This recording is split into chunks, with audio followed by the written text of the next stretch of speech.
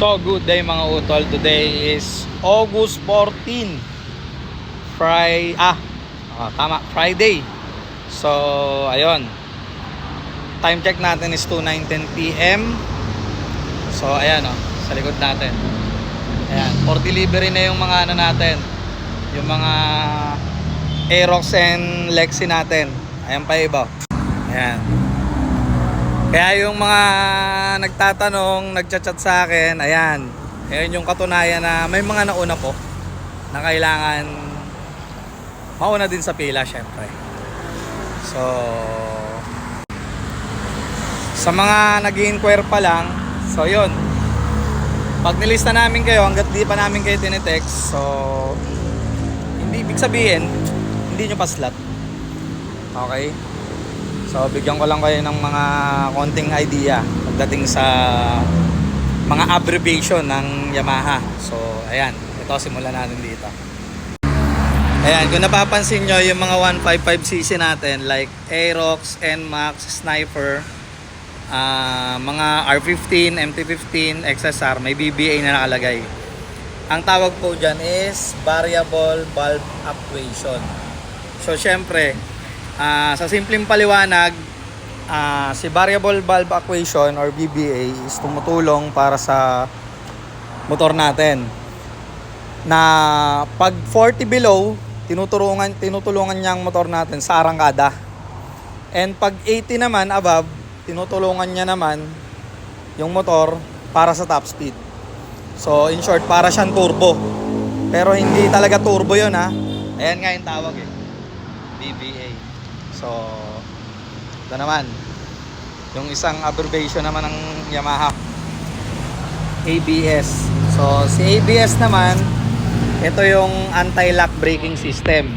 So, ayan, parang ganito. Kahit nakapreno ka, once na naramdaman ni MC na parang i-slide o tutumba yung motor mo, kahit naka full brake ka, iikot to ng bahagya.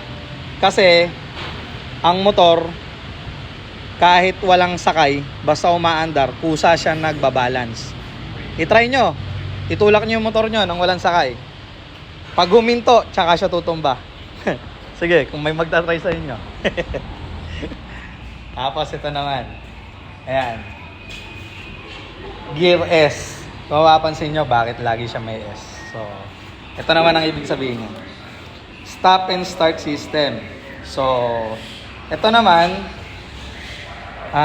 for example, 5 seconds kayong nakahinto or nag-stoplight, hinto ka, automatic mag-o-off ang engine niya.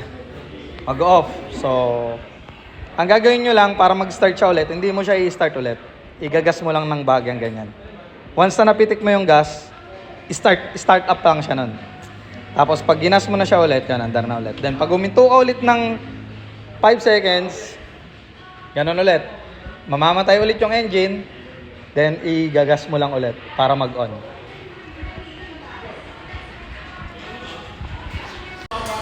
Okay, dito naman tayo sa SP. Ayan, ano ba yung SP? So, pag sinabing SP, special. So, yan yung mga natin. Sa standard, ito yung pinagkaiba niya sa standard. So, keyless, ayan yung shock, ABS, front, tapos yung TFT display na. So, apa ba? Ayan, sa mga hindi naman nakakaalam nung sa new technology ni Yamaha, actually yung Passion meron na nito. Ayan, kung mapapansin nyo, dati blue core lang, di ba? Ito, blue core hybrid. Okay, kaya naman siya blue core hybrid. Ang tulong naman yan, yung first 3 seconds ng motor, pag galing stop, only for gear and Passion. Yung first 3 seconds ng motor, pag galing stop, kumukuha siya ng power sa battery. Tumutulong siya doon sa arangkada. So, dito naman tayo. Ito. Yung Aerox ST, ito naman, TechMax. Ito naman Techmax, tsaka si Aerox SP. Sila yung mga may YECBT. Yan. Si YECBT, napaliwanag ko na yan kahapon. Diba? Yung Y, Yamaha, electric, continuous variable transmission. So, wala na siyang bola. Yun, wala na siyang bola. Ang nagpapaandar sa kanya is yung electric na yan. Para siyang starter motor sa loob. Dito. So, mas low maintenance po siya.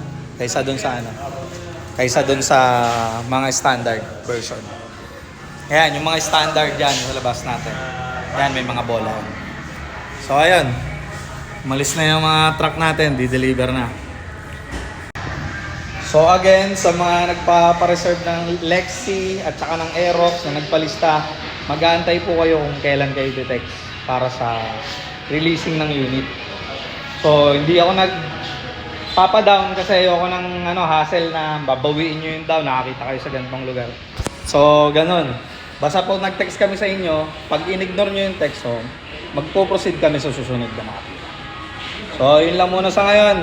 Ulitin ko, today is August 14, Friday. Time check natin, 2:26 p.m. That's all.